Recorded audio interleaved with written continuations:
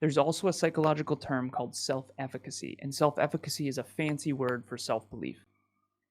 So most people find themselves in a conundrum, and I'll explain the conundrum.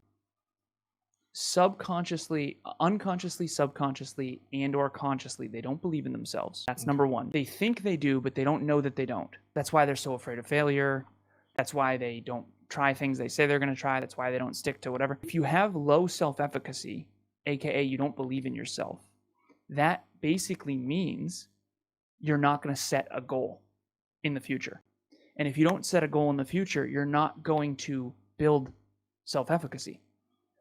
Because self-efficacy is only built through a formula, state-proved, self-assigned. So I said I would get straight A's in high school. I did it. And then I self-assigned it once I did it.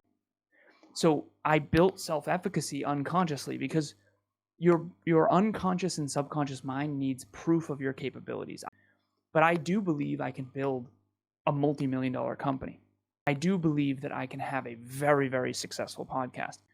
And so I set a goal, and then I prove to myself that I can do it, and then you build self-efficacy. So the reason most people are winging it is because they haven't developed the part of the brain that can project into the future, because you have to start very low. So we have a podcast called Next Level University, so everything's next level. But if you start at level 1, so let's say you don't have any self-belief, let's say you don't have any self-efficacy, let's say you haven't developed your prefrontal cortex at all.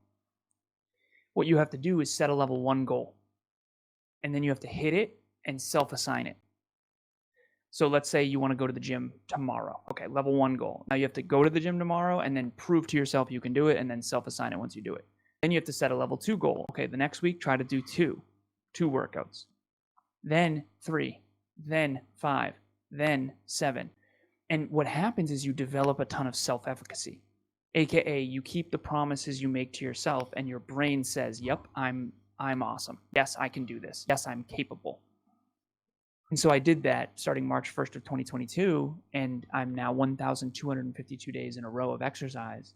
And it's just you keep the promises every single day, and your self-esteem and self-confidence and self-efficacy and self-belief and self-worth, they go through the roof, and your self-respect does too.